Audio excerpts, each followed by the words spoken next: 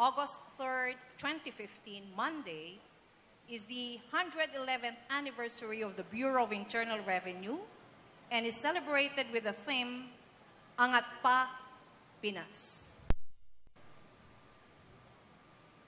May I call on the Commissioner of the Bureau of Internal Revenue, Honorable Kim S. Jacinto Henares, to give her welcome remarks and presentation of BIR Accomplishment Report with ABP. Ma'am Commissioner. Good morning to everyone. Good morning, His Excellency President Aquino. Thank you very much for gracing us with your presence. My welcome remark and my report is in a VTR form, and I'd just like to start showing it. Thank you very much.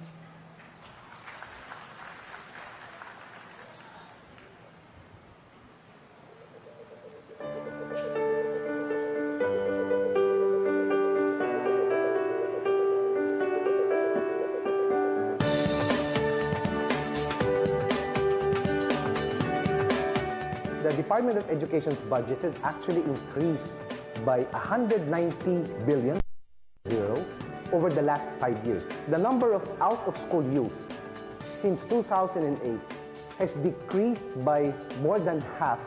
We were able to hire, just over these 5 years, more than 167,000 teachers. 142,000 plus classrooms were constructed in the 46,000 schools. Out of 32,000 kilometers of national roads, we've been able to improve half of that, either in the form of paving unpaved segments. We have paved 4,000 kilometers of roads that lead to our tourism destinations. In 2013, we had something like 12 billion for our indigent program. Come 2014, the first time that the sin tax came into play, nag-increase to by 22 billion. And the sin tax pays for the premium contribution for the entire 14.7 million families, or a total of around 45 million individuals, or almost 50% of the population. Our general public is not shortchanged, as the taxes they pay go to land, combat and transport vehicles, naval platforms and equipment, an array of armaments, equipment, ammunition, supplies, and other various items for combat operations. And lastly, air platforms and equipment. Maraming salamat kay Commissioner Kim Henares at sa ating masisipag na kawani ng BIR. The Bureau of Internal Revenue collected unprecedented amounts since Commissioner Kim S. Jacinto Henares took the helm in 2010. It has breached the 1 trillion collection mark in 2012, making the commissioner the first trillionaire commissioner, culminating with 1.3 trillion pesos collection in 2014. As of June of 2015, the Bureau has collected more than 6 trillion pesos. From 2010 to 2014, BIR tax revenues average of 12.23%, greater than the yearly nominal GDP growth of 9.5%. The balance can be attributed to the various initiatives of DOF and BIR to increase collection efficiency, plug leakages, and institutionalize good governance reforms and the enhanced buoyancy of the tax structure. The run after tax evaders and Oplan Candado programs have proven the resolve of the Bureau to enforce its mandate. Erring taxpayers, regardless of their stature and popularity, as well as non-compliant owners of establishments, realize that the Bureau means business in collecting the proper taxes.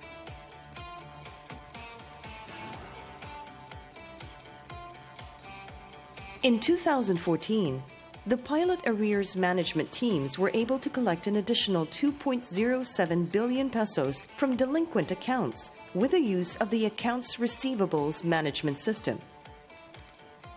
The BIR now requires importers to secure clearance prior to accreditation for importation. This resulted in ferreting non-compliant and delinquent taxpayers and has obliged compliance among importers and brokers. The continuation of the VAT audit program also proved to be highly effective. The regional and large taxpayers' VAT audit groups have collected more than 2.5 billion pesos since 2013.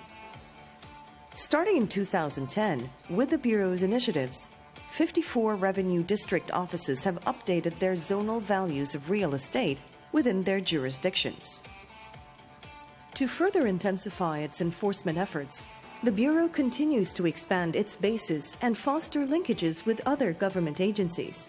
The Bureau's extensive use of third-party information has also been greatly beneficial.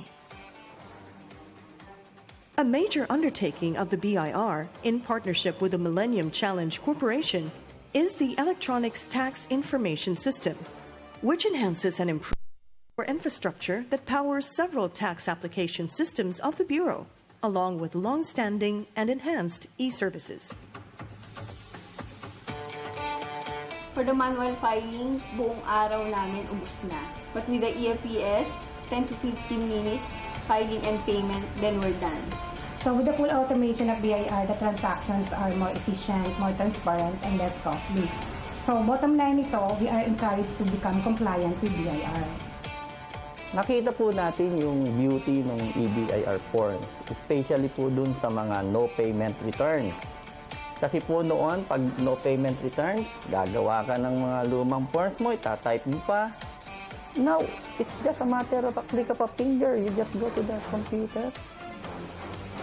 Tapos na.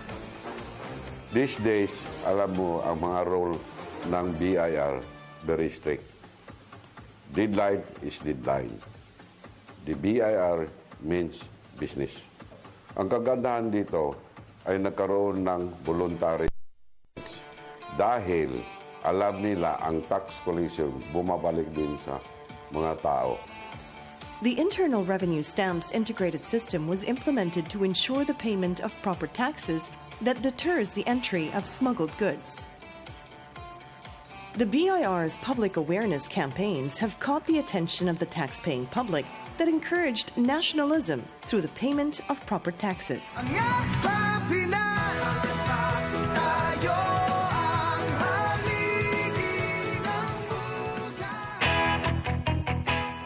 The Bureau has unwaveringly reached out to taxpayers through the BIR Contact Center.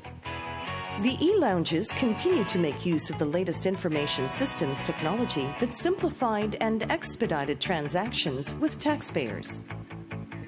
Buildings were constructed and renovated to house BIR offices and document processing divisions to centralize processing and safeguard its integrity. This, as well as the continued One Look, One Face program, creates a conducive working environment for both the taxpayers and the revenuers. Reforms within the Bureau's ranks have been successful. The Bureau implemented the Integrity Management Program to harness a culture of integrity among officials and personnel. Recruitment, appointments, and promotions are based solely on merit and fitness. The rationalization plan increased the number of plantilla positions, recognizing the critical functions of the agency. All these resulted to revenuers with a sense of organizational pride, contribution, and participation. There were those time when yung palakasan talaga because of bulungan or whatever kilala that would help them to get the desired promotions or desired assignments. But during the time of Ma'am Kim, wala kami narinig na ganon. How focused the Commissioner is with respect to promoting integrity in the processes also boosts our morale as internal auditors because objectively discharge our functions, and likewise for the auditees. They also appreciate the objectives because in the end, internal control is all for the achievement of the goal of the Bureau of Internal Revenue. Pag magpunta ka ng Congress, hindi na binabakbakan ang Bureau. Pag magpunta ka ng Senate, they are all respecting the Commissioner and the Bureau. Pag mag-ano ka sa mga negosyante, wala na silang masabi kundi takot na sila na hindi magbayad ng tama. If you effectively serve the Bureau, you effectively serve the people, and you effectively serve God. Recognizing that global issues require global solutions, the Philippines, through the BIR, has actively participated in international discussions to address issues on enforcement and collection strategies and principles through international cooperation. The Philippines was finally rated as largely compliant in 2015 by the OECD Global Forum after complying with the international standards on transparency and exchange of information for tax purposes. The Philippines and the United States of America recently signed an agreement to implement FATCA, which gives reciprocal access to information to promote fiscal transparency and seal international tax leaks. In her advocacy on tax transparency and fair taxation, the Commissioner was chosen as the Vice Chair of the Working Party for BEPS Action Plan No. 15 of the OECD G20, mandated to develop a multilateral instrument on tax treaty measures. These international undertakings have led to the appointment of the CIR as one of the 25 tax experts and senior tax administrators of the United Nations Committee of Experts on International Cooperation on Tax Matters. The Bureau has been widely recognized both here and abroad. The public's perception on the Bureau has improved. A remarkable number of Revenue District offices were awarded the Civil Service Commission Citizen Satisfaction Center Seal of Excellence Awards. And ISO certificates were given to several district offices. The Philippines earned its first investment rating from Fitch Ratings, Moody's, and Standard & Poor's in 2013. This led to more trade and international investments to pour in the country. The Presidential Lingkod Bayan Award conferred to Commissioner Henares in 2014 best speaks of the Bureau's success in the past 5 years. It was, after all, a recognition of her strong leadership, which led to the Bureau's unprecedented increase in tax collection as well as high-impact reforms to improve public service. Kung gusto natin magkaroon ng dangal yung ating bayan, kailangan yung pamumuno natin ay may katapatan at walang pag-iimbot. Nagpapamalas kasi siya ng pamamahala ng isang maayos na leader. The success of the Bureau of Internal Revenue is one of the current administration's best legacies. Its turnaround from an office weighed down by negative perception to a trustworthy, highly efficient, and dependable branch of the government is a story worth retelling.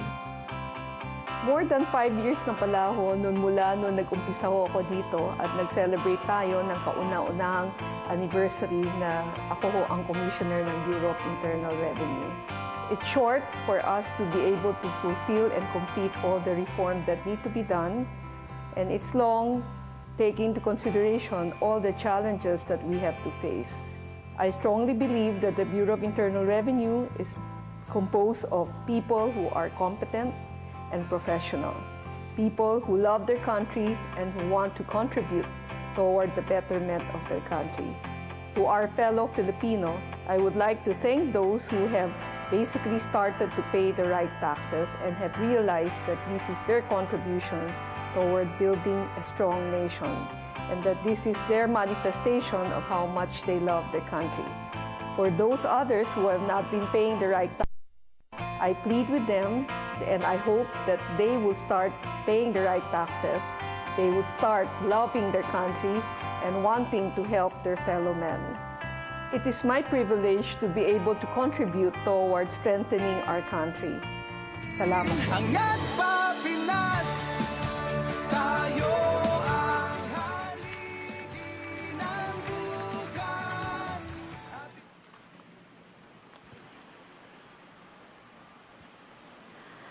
Another warm applause to the Trillion Commissioner of Internal Revenue.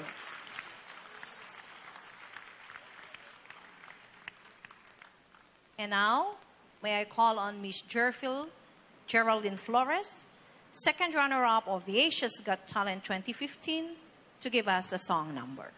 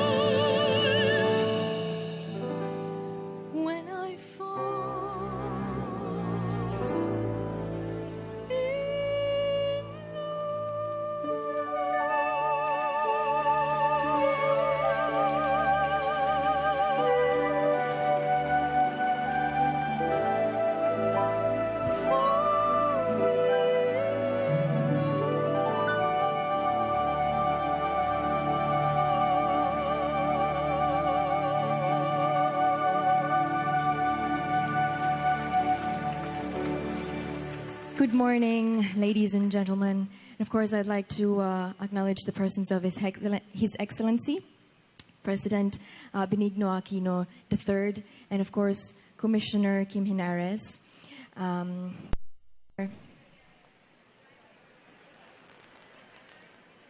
Yes, of course, Secretary Purissima.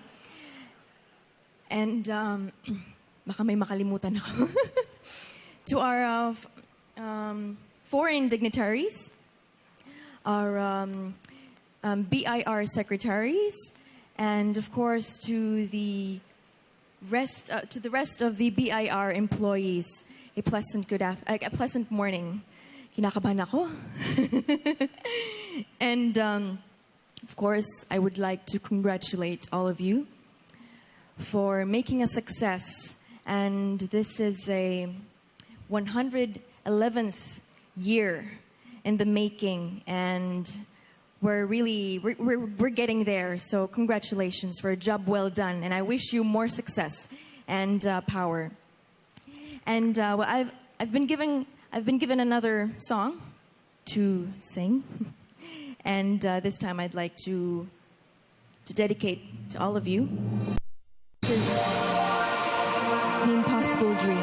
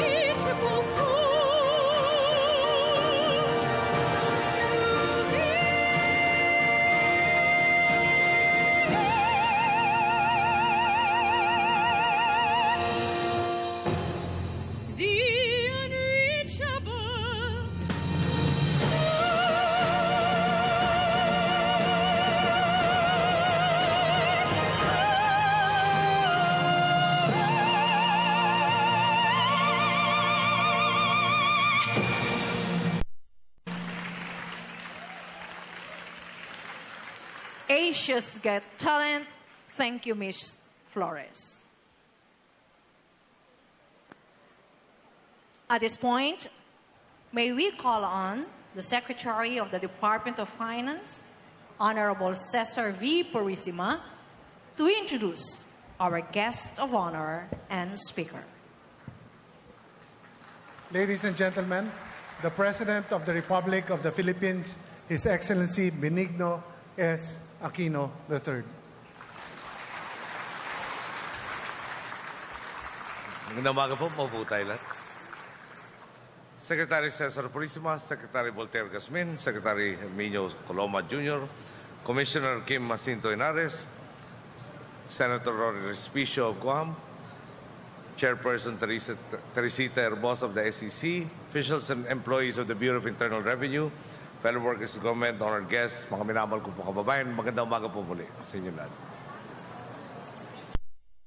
Bago po ako mag-umpisa, number one, last time ko nagsalita dito, hindi kasing ganda itong inyong covered chords. Akala niya walang feminine touch si Kim, makita naman. Siyempre kanina binanggit ni lampas tayong trillion na, baka 1.5 trillion by this year. No? So sabi ni Cesar Purisima na yung boss na mawain, next year 2 trillion ang target. Pero sa totoo lang, nung nag-umpisa tayo, naalala ko isang biyahe natin sa isang bansa sa ASEAN, kung saan para makatipid ng gagastusin ng gobyerno, kami po ay sumakay doon sa isang airline na budget, na yung silya po pre-tilted na para sa inyo. No? Yung silya ng pre-tilted doon, hindi natitilt. Yung kutsun, para mas malaki yung kutsun doon sa jeep na nasakyan namin papunta doon. No? Pero talagang ang layo na ho ngayon. Hindi ko naman sinasabi ngayon engrande na tayo, pero hindi na ho obligado na parating gano'n na sasakyan. Mga boss, noong nakaraang Lunes, inulat ko natin binago ang dinatang kalakaran ng kasinungalingan, pandaraya at pagnanakaw sa pamahalaan. Ito po ang nagbunsod ng pagbangon at muling pagsigla ng ating bansa. Binigyan natin ng diin dahil sa mabuti pamamahala, lampas-lampas pa sa inaasahan ang narating natin sa loob lang ng 5 taon. Ngayon nga pong anibersaryo ng ating Bureau of Internal Revenue, kinikilala natin ang natatanging ambag ng isang ahensyang kumakatawan sa episyenteng pagsiserbisyo sa taong bayan. Para nga po sa ating palaban at determinadong BIR Commissioner na si Kim Henares,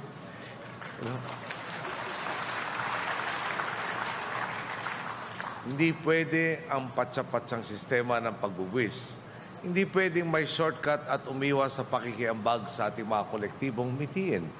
Hindi pwedeng may mga naiisahan habang sagana ang ilan.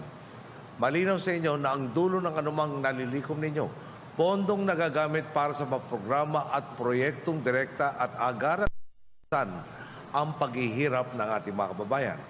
Para nga po sa atin, ang kayang ibigay sa ating mga boss, sabi nga ng mas nakakabata sa atin, dapat nauna.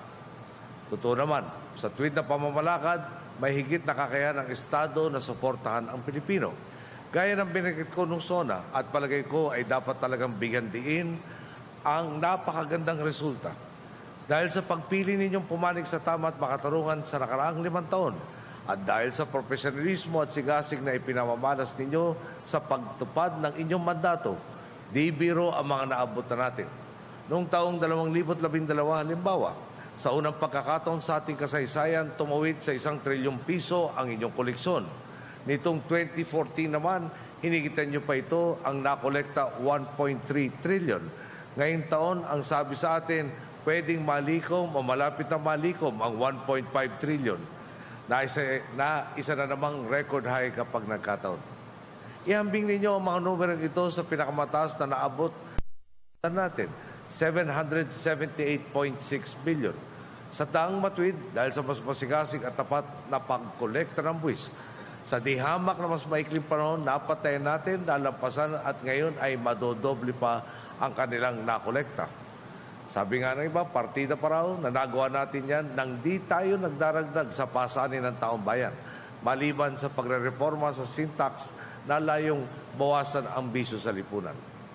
Ang buwis naman po na napapasakamay natin, stratehiko, naayon at buong prinsipyo nating inilalaan para isulong pa ang kapakanan ng ating mga boss. Matinding paninindigan ang nagdala sa atin sa katuparan na layo na ito. Sa pangunguna nga ni Commissioner Kim, nitong 2014 lang, pinasara ang 107 establishmentong tumatakas o nagtitipid sa pagbabayad na angkop na buwis. 380 kaso naman ang naisampa natin laban sa mga tax evader. Kaagapay din ng inyong mother agency na Department of Finance at kapatid na ahensya ng Customs, tinukoy at inimbestigahan ang higit 380 empleyado sa mga naturang kamanayan na questionable ang pagpapatupad ng kanilang tungkulin. Bukod sa kanila, 136 pa ang sinampahan ng kaso, 16 sinuspinde, 15 ang na-dismiss sa serbisyo, 4 ang pinagmulta, 2 ang na-forfeit ang benepisyo, at 2 ang binigyang babala. Ang ulat pa po sa atin, meron na 1 nakulong at may 4 pang napataw ng parusa ayon sa batas. Bukod sa pagbabantay sa mga nasa sektor ng pagkolekta ng rentas, nariyan din ang Tax Watch campaign na inilunsad noong 2012 na nag-uulat kung tama ang kontribusyon ni naman, malaking kumpanya man o pribadong individual. Ang lahat ng nakolekta, bababantay ng ating mga boss sa website ng Pera ng Bayan. Dahil nakikita ng tao na totoo at bukas ang proseso, panatag silang patas ang pagpapatupad ng batas sa loob ng kawanihan ng rentas internas. Kasabay nga nito, pinaunlad pa ninyo ang ginawang episyente ang sistema ng paglikom ng buwis para mas epektibong matutukan ang ng ating mga boss. Hinimok ninyo rin sila na lalo pang makisa sa pagpapaarangkada ng ating bansa sa pamamagitan ng mga inisyatibang Angat sa Pinas at Register, File, and Pay. Sa inyong nakita sa Dang Matwid, talagang bilib na bilib ako sa inyo. Ngayon nga po, saan ka man bumaling, makikita mga konkretong patunay ng inyong mga pagsisikap. Mga kalsada at tulay na naipagawa at ipinapagawa. Mga nakompletong strukturang dekad-dekadang inabangan. Ang mga sityong napapailawan at nabibigyan patubig. Ang nakikinabang sa inyong mga gawain, mga batang may tangan ng libro at may maayos sa silid-aralan. Mga benepisyaryo ng Pantawid Pamilya na kaya nang makapasok sa kolehiyo. Ang pinakamahirap na 40% ng ating populasyon na nakakapagpagamot ng libre sa mga ospital ng Estado. Ang bunga ng lahat ng inyong pinagpaguran. Tuloy-tuloy na pag-angat ng ating bansa at ng kalidad ng buhay ng Pilipino. Sa inyong anibersaryo, buong pagmamalaki nating masasabi sa ating mga boss, naging posible ang pagbabago dahil talagang nakiambag kayo. At sa lahat ng kawani ng BIR, maraming salamat po sa inyong lahat.